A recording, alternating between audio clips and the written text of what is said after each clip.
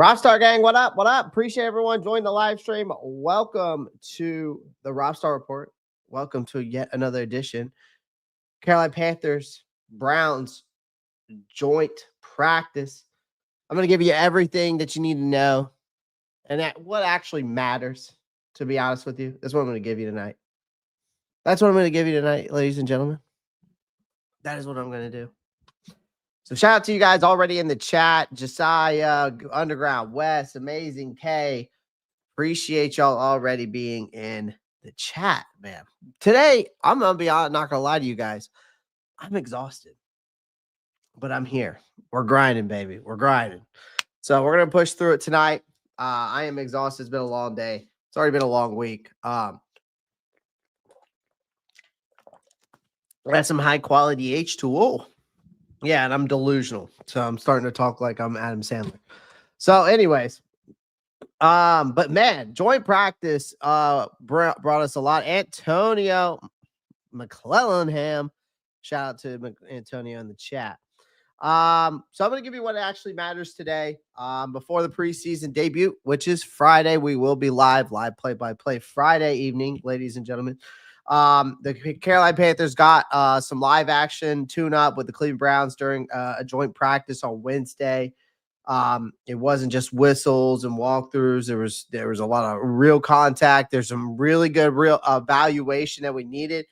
And there was a few real problems, but we're going to get straight to the truth about day one of this joint practice session. So shout out to everyone in the chat. Make sure you like, subscribe, click that post notification bell so you don't miss any new content. Become a member of the day. That link of membership is in the chat. So if you want to become a member, come on in, become a member. You can be a member for less than $1. You can be a member for 99 cents, ladies and gentlemen, a month. All right. All my links, if you want to follow me on my Instagram, X, or Twitter, or whatever how you ever want to call it, Facebook, TikTok, I would greatly appreciate that. Okay, especially the TikTok. We're really trying to grow to 10,000. On TikTok, we're at like 3,100, so we're moving up on the TikTok a little bit. All right, and if you're feeling generous, feel free to donate to the channel. I don't ask for it, but if you like the content and you feel like giving, all the donations go back to the channel anyways. All right. So we can continue to grow this community and this channel. All right. We do have a live goal today. 100 likes or more equals a giveaway. I told you guys I was going to do that throughout all season. So we're going to keep that going. Eric Blair, what's good, man? Appreciate you coming through. I need to fix those stickers, by the way, Eric. I see that you got them posted up. I need to fix those membership stickers. We got to put some new guys. On that. All right. I got to figure out how I'm going to get them in there, but we'll figure it out one way or another. All right. Other than that, enough of the shenanigans. Let's dive right into it.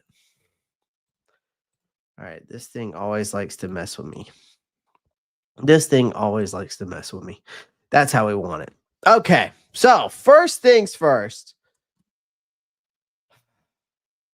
Let's just get to this. Luckily enough, where did I put it? Okay. If you know about this tweet, you know. Okay. Today was Jaycee Horn versus the Road. Okay. You know, everybody strap in. No pun intended. Okay. First and foremost, our standout corner, Jaycee Horn, missed practice. Reason no one saw coming. Again, was a car accident Wednesday morning. Unfortunately, it wasn't serious. But it wasn't nothing either. I mean, he needed stitches on his left thumb, so he's not going to suit up Friday night, which sucks. But they're doing the best with the damage control. Horn is day-to-day. He will be reevaluated throughout this week, which means he's likely out for that preseason game. All right. And could be likely out the next preseason game in Houston, which conventionally was the original plan anyway. So while the accident was unexpected, the game plan remains intact. So Horn didn't practice. From my understanding, he was on the sideline. energetic, engaged, practice script in hand like a coach in training. As for quarterback, Bryce Young noted Horn still was brought the juice. Make no mistake about that. They do need him on the field though. Okay, not clipboard. In his place, rookie Corey Thornton got a shot with the Stars. That's an audition no one planned, but it's camp, ladies and gentlemen. Next man up mentality. So, but yeah, so that's where we're at with Jaycee Horn. So nothing too crazy. But let's dive into where let's start off with this. Well, we could do that one. There's Princely. I'm going to get to some of these clips. Let's see. I'm going to get to more of some of these clips here. But we'll start with this because I want to talk about Bryce Young today. This was a big test, right? This was a big test. I feel like this going up against the Cleveland Browns was a big test for Bryce Young. You know, you're facing a Cleveland defense that is, we know that doesn't play around. They're a good defense. Surprising how bad the Cleveland Browns are. Their defense is really good.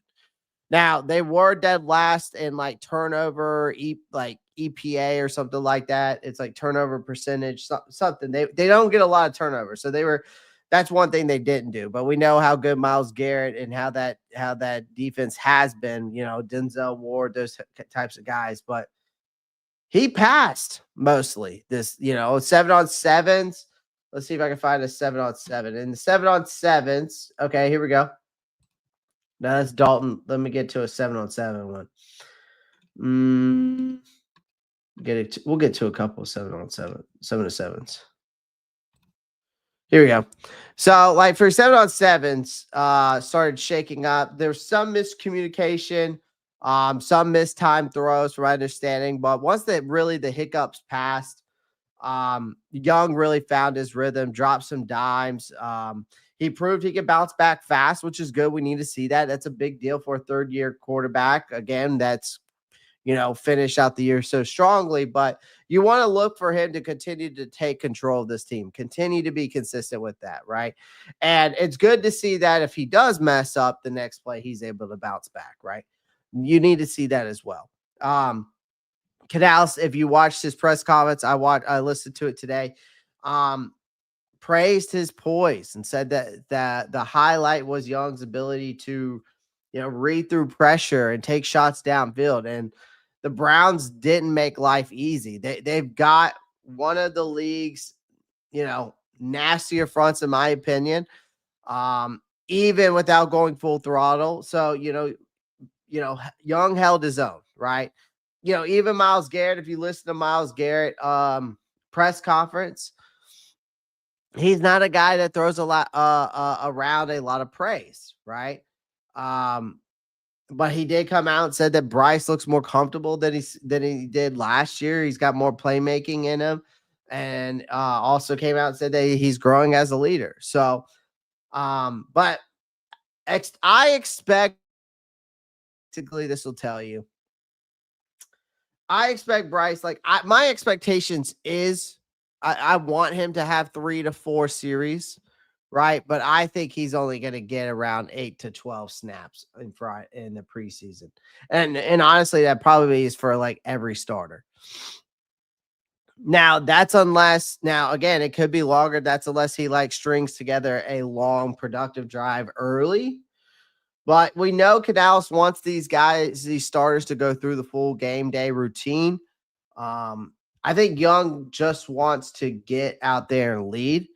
You know, he came out and said that he's excited, you know, and he was also saying, like, anytime you get reps, especially at the Bank of America, you have to take advantage of those. And he said that in his press conference today.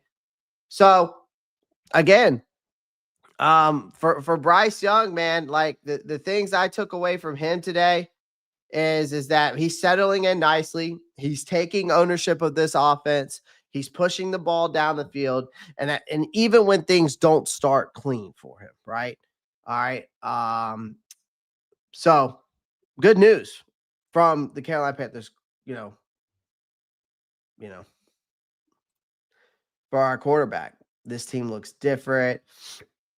Amazing K, good omen. Cam had a car accident during our most amazing season. Look, Tutty Bryce. Caroline Boy 87 coming through. Palmetto, I agree. They had a fire lit under them today. Did Bryce throw a pick or did Andy have the only one? From my understanding, Bryce did not throw any picks today. From my understanding, I did not see any updates anywhere that he threw, at least from, what's given to me on there, Josiah. I did not hear or see Bryce throw any picks today. So good news there. Good news. So far, good news for him, right? Good news for good news to see that Bryce is stepping up. Now, let's talk about another guy. I gotta get to it first. For some reason, it took it off. Where's it at? Where's my boy at? Past the 10.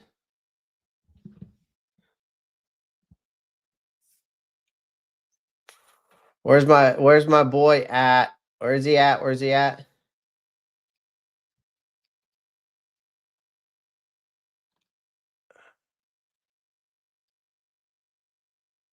Oh, 7-on-7 red zones. All right. This is a good takeaway I took from this. The 7-on-7 red zone, Coker with another touchdown in the end zone. Contested this time. 2 touchdowns for Coker in 7-on-7. So I don't think there's going to be any sophomore slump for Jalen Coker. Again, I've been telling you guys, do not sleep on Jalen Coker this year. Okay. This guy has clearly put in the work. Now, again, I don't think he's getting as much praise as TMac and Leggett are, right? Even Hunter Renfrow, I think I feel like he's getting more praise than Jalen Coker is right now. But, he came into camp leaner from my understanding. He seems a lot quicker. He seems a step ahead of the defense, literally. So figuratively, minutely, Coker torched the Browns defense multiple times, including snagging 2 touchdowns, like I said here, 7-on-7s. So my understanding, one of them came at the expense of Denzel Ward, a 4-time Pro Bowler, by the way, Denzel Ward. So not exactly some scrub that he went up against. And so Canales came out. I took that note from his press conference, came out, saying that Coker has flipped a switch since spring. Canales, came out and said that he looks like a different athlete. And he says it's showing. He might have been just another rookie last year, but he's saying like this is the season. Like he seems like someone that is trying to force his way into a real role into this wide receiver room. Because really, if you're not wide receiver 1, 2, or 3, if you're wide receiver 4, I mean, you have a rotational role, but if you have to be also effective on special teams. Like, so, when you're not 1 or 2 or 3, you got to be effective in other ways. But Coker, I think, is a guy that don't sleep on. I think a lot of people say, well, Jimmy Horn Jr. could be the successor for, Adam Thielen. And then some people are saying that Hunter Renfrow could do it. He's only 29. And sure, both of those guys could. But I can also say Jalen Coker could be a successor for Thielen. I think Coker would thrive with his body, his size, how much leaner and how much quicker he's gotten. And if he's a step ahead of the defense, then why not put him in the slot? He'd be a big slot wide receiver, but if it works, I could see it with a player like that. I didn't see Bryce, but no, Josiah, no, there was no picks by Bryce today, from my understanding. Shout out to everybody in the chat over on YouTube. Make sure you pound that like button, hit the subscribe button if you haven't already. We got 29 people watching. We got a live goal of 100 likes or more. So let's go ahead and get those likes up. I'll do a major giveaway. Most of the time, it's just likes, guys. So it's free. You don't have to pay for nothing. Make sure you subscribe as well. But again, 100 likes or more. Again, this live stream, I'll do a giveaway, whether it's tickets, jersey, hat, Amazon, Chick-fil-A. I don't know. We'll do something. We'll do something. All right. So let's get those likes up. I'll also gift out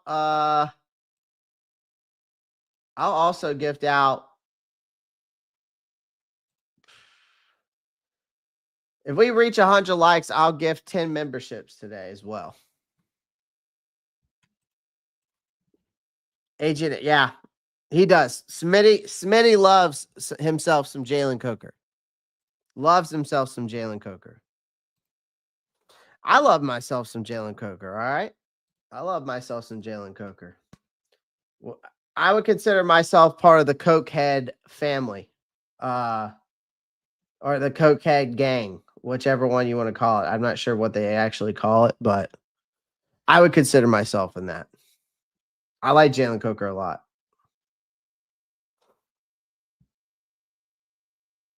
Let's see.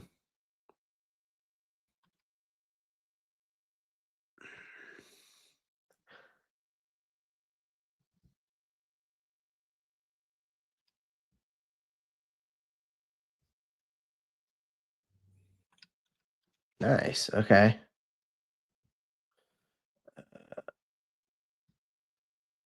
Oh, this was another thing I wanted to take away from this is Tedero McMillan. Obviously, so I'll go through some of the Tedero McMillan tweets real quick. So let me start that back down this way. So, Tedero McMillan had, or TMac, as everybody likes to call him, was both impressive but also infuriating in a way. It's infuriating might not be the word.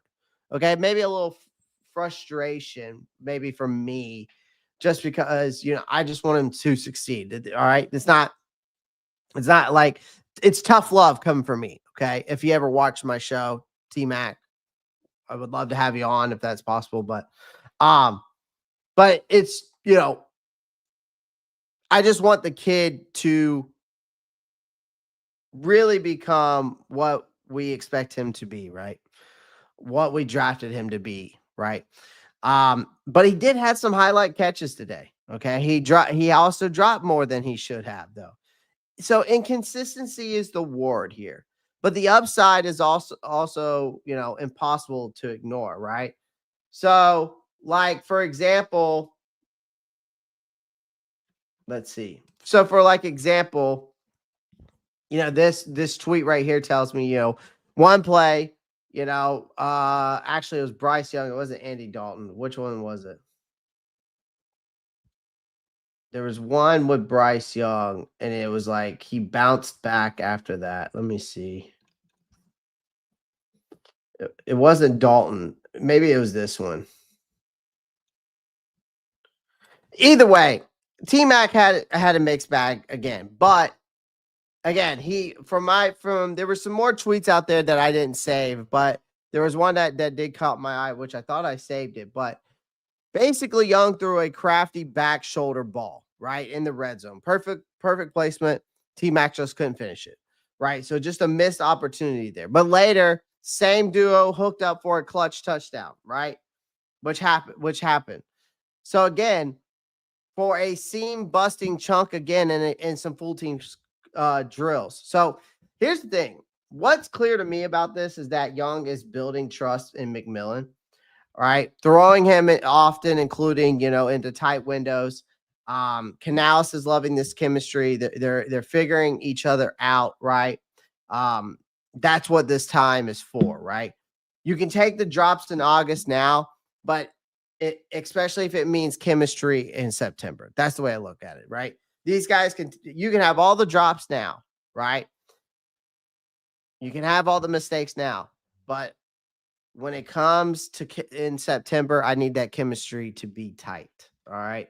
That's what I'm getting at. So, but again, the big takeaways from the wide receiver room so far today is deep and competitive. Jalen Coker, again, is trending up. TMac is raw but explosive. Again, he's trending upward.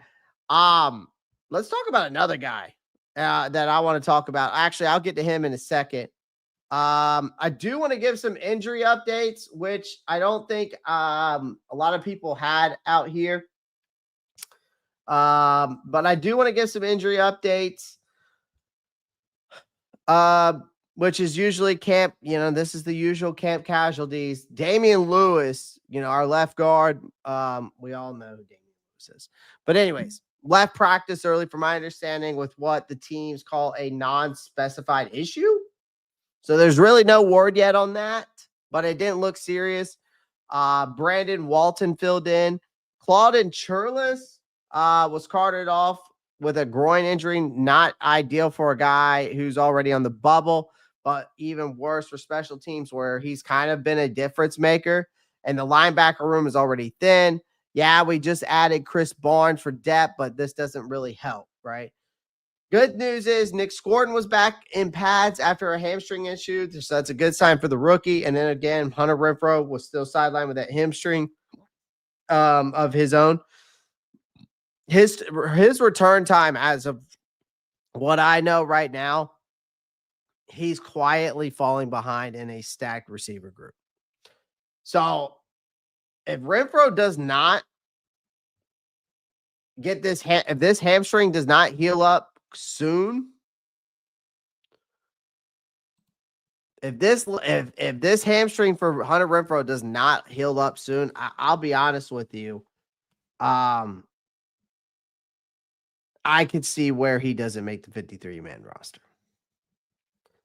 Because if it's too much, he could end up taking too much time where it really screws him.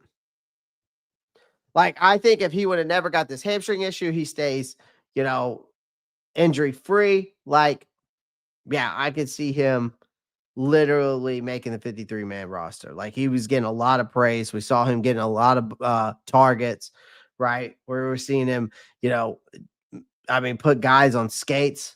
But if I'm just saying, if Hunter Renfrow's hamstring if he's not back on that field here soon, he's going to fall behind, and I think it's really going to screw him big time. Trying to make this 53-man roster. So it's unfortunate, but I could see it. I could just see where if he doesn't get back on that field, like I said, ladies and gentlemen, don't be surprised they take David Moore over Hunter Renfrow, because David Moore has made some plays in this camp, believe it or not. But Hunter Renfrow has made more. But again, this is our 5th practice without him on the field, if I'm not mistaken. It's either 4th or 5th. It's up there.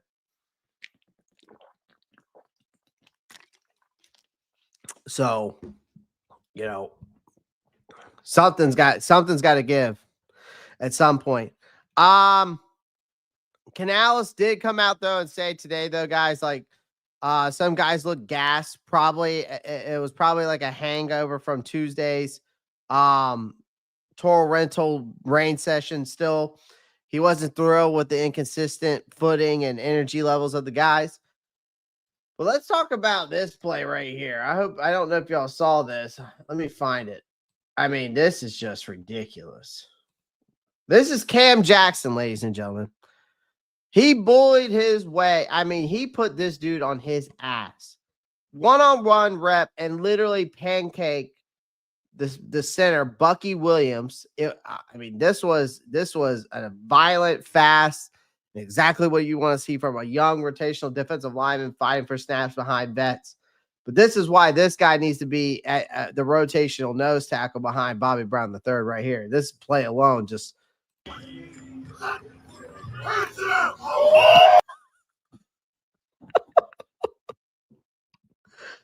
Oh my. Oh shit.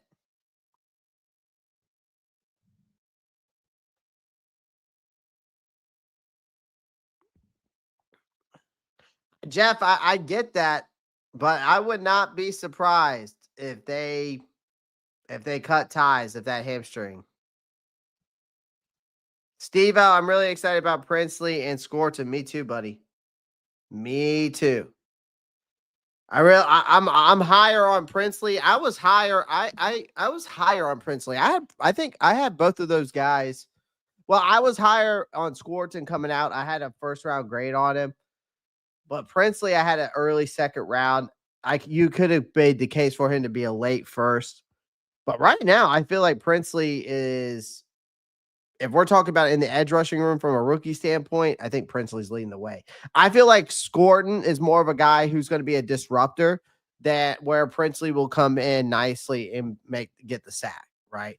I think Scorton will get his sacks, but I think he's more like, remember, like, I feel like Princely will be like Hassan Reddick, where Scorton will be Brian Burns, right?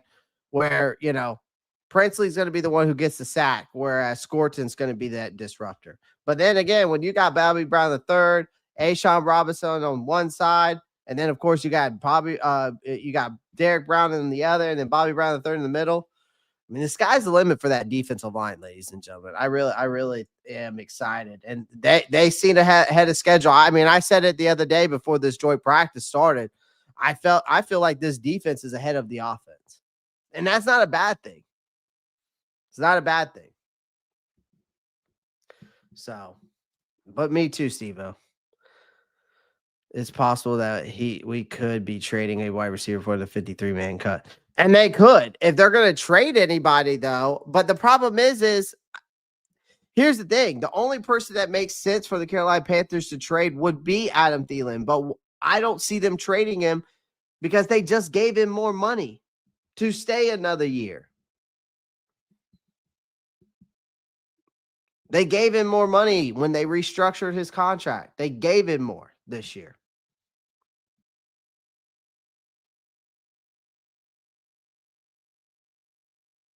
So, I don't know. I don't know who it'll be. I agree. D-line going to be this. I agree. The D-line is going to be nasty. Yeah, absolutely. Cam, battering Ram Jackson. Yeah. Can we watch this again, Eric? Let's just watch this again. This just looks like poetry in motion for me.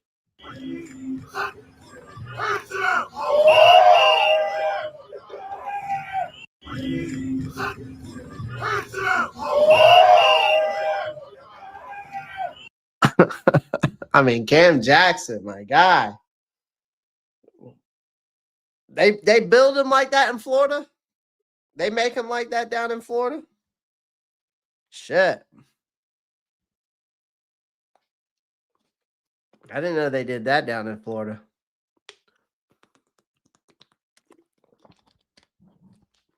I didn't know they did that. I didn't know they make them like that down in Florida. I mean, Cam Jackson just absolutely cooking. Absolutely cooking. I want to give a shout out to another guy that I don't think is getting a lot of love, and I think he's kind of flying under the radar. And that is Bryson Tremaine. Or Bryson Tremaine, I apologize. Practice on film. What we got? Oh, we got a little highlight sesh here, huh? Oh, we're going to have to check those out here in a second. All right. But practice ends with a reaching touchdown catch from Plummer to right and Bryson Tremaine. Offense goes wild. That was Tremaine's second touchdown catch in 11-11s. Bryson Tremaine, ladies and gentlemen, is making a case for himself, man. I mean, this guy he's been catching a lot of touchdowns. I mean, he grabbed his second touchdown from third string Jack Plummer. I mean, Tremaine's a big body, but he might sneak his way onto this roster based on special teams value, but also red zone potential alone. But the problem is they're not going to keep four tight ends. They're not going to keep four tight ends. As nice as this guy is looking, he's a tight end, right?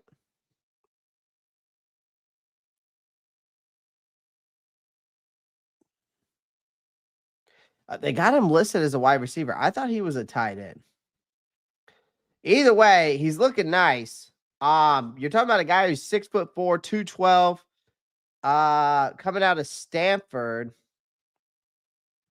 I thought this guy was a tight end. No, unless ESPN has it wrong on their depth chart. But I could have sworn that guy was a tight end if I was not mistaken, but maybe not. Maybe not. But he's making a case for himself, that's for sure. D-line cut will probably be very painful. D-line cut will probably be very painful for sure. Yeah, I hope not. I hope we don't cut anybody on the D-line, to be honest with you. I hope we don't cut anybody on the D-line. I know we're going to cut some guys, but I don't want to cut any. Most of these. I don't want to cut most of these guys. I want to. You can get the odd man out, but I don't know. Shy Toto might be the guy out. I'd rather take Shy Toto out and let these other go through the youth movement on that D line like we're doing in the edge rushing room. I'd cut ties with him. You're not going to lose that much money. But yeah, most of my takeaways today, man, is like Bryce Young looked sharp, looked locked in, looked accurate, decisive in team drills.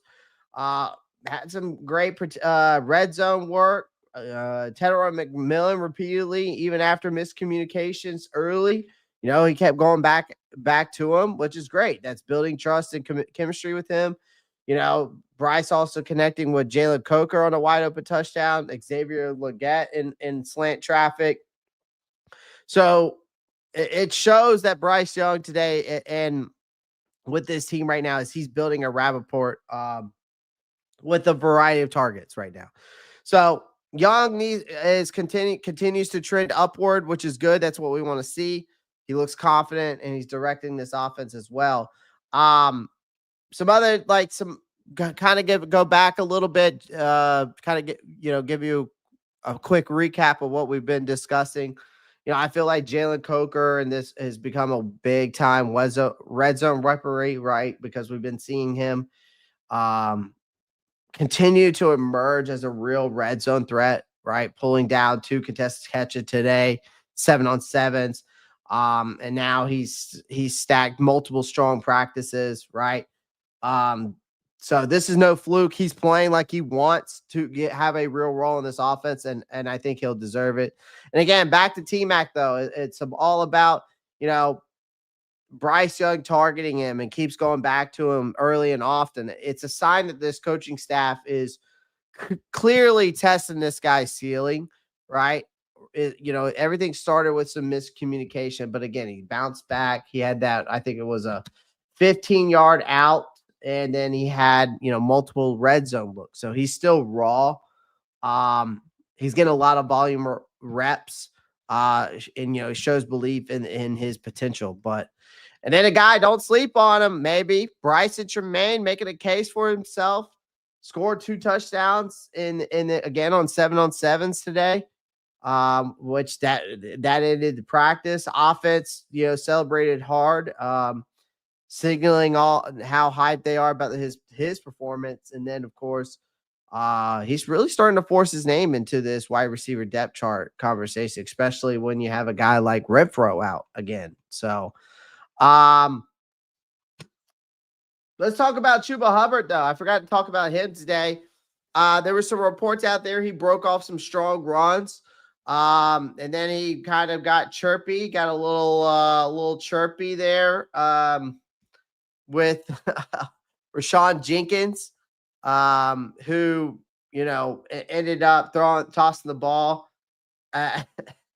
It's just a classic joint practice scruffle. I mean, it wasn't anything crazy. It was just a big pushing fest from my understanding. But again, shows fire and edge, which coaches often like your running backs as long as it stays under control. But let's talk about this run defense, ladies and gentlemen. I think this is something else that I wanted to discuss with you guys too. We'll do this. This run defense has been quietly dominant. Like Panthers front stuffed the Browns rushing attempts multiple times on 11-11s. From my linebackers and tier defensive linemen controlled the line of scrimmage, showing real promise in a spot that was shaky, at times last season. I think there was a tweet about it right here, if I'm not mistaken. I wanted to say I saw something about them stuffing them. There it is. Oh, well, that was the practice ended like that. Hold on. Here we go.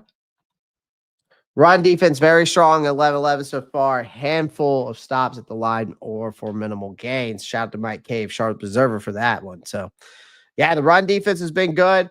Another thing is, let's talk about Mr. Mike Jack making some plays on, against Joe Flacco, including coverage on Jared Jeudy. Mike Jackson stood out, obviously having 2 PBUs in coverage on Joe Flacco and on Jared Jeudy. So Mike Jack wants that smoke, man. He wants the best player, according to him. He wants the best player on the opposite team at all times. So, and then there was Matthew Wright today, goes 5 for 5 at standard goalpost. That's a boost of confidence for sure, after working with narrow or skinny post in recent weeks, but could hit a I don't know if he'll solidify the kicking job unless someone else I don't think he will solidify it unless he continues to emerge. But from my understanding right now, Fitzgerald leads the way. From my understanding, the rookie out of Florida State. So, just some bonus updates. Some other news. Shador Sanders, of course, was in there. Obviously, vibing out with Jimmy Horn Jr. So reunite during warmups. But the biggest thing I'll say this: the main thing I took today is that Bryce looks like a leader out there right now. Bryce looks like a true leader out there right now. The wide receivers are exploding. Coker, TMac, Tremaine are all flashing. The defense is showing more toughness, especially against the run. And I'd say injuries and absence are starting to stack up. But Horn, Renfro, and Churlis. But again, this team looks focused, man. They got a fire under their ass for sure. It seems like. I think they just got the right amount of edge for themselves right now. And then listen to this. This is from ESPN Cleveland. The word for it with all the and this is from ESPN Cleveland. Says, I think overall Carolina won today. This was the joint practice after it wrapped up. Joe Flacco 8 for 13, Sanders 4 for 7, Pickett 5 for 7, but had 2 touchdowns. Gabriel 7 for 8. That was according to the training camp today. But this is what Tony Grossi said, that the Panthers won today. Let's see what he had to say. sloppy is the word for it with all those flags. I mean, a couple individuals look good, like I said, Flacco and Jeudy. They didn't throw an interception, but there were also several PBUs by the Panthers on the Browns offense. So I would say overall Carolina won this day. I don't know how much to put into this practice, but Carolina definitely had more winning plays, let's say, than the Browns. So there you have it. There you have it.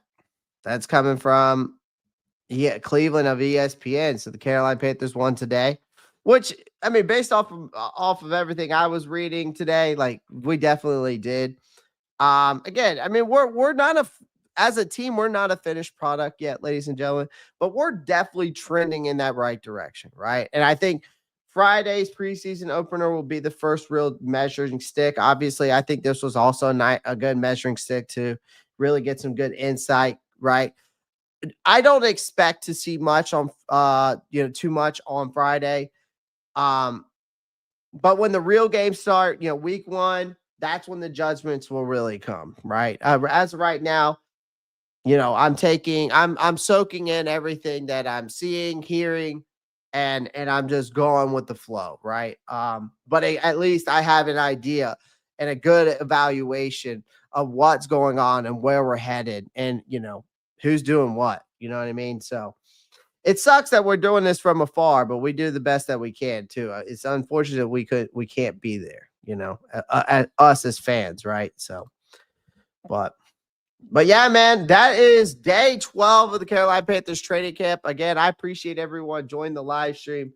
I appreciate everyone coming through, liking the live, subscribing to the channel. Again, we'll be live tomorrow. I will see you guys tomorrow. Same time, around 8:00 again. I know I try to keep it at 8, right? It was a little late today, but it's all good. I will see you guys tomorrow. As always, y'all know what to do. Keep pounding. I'm out of here. Peace.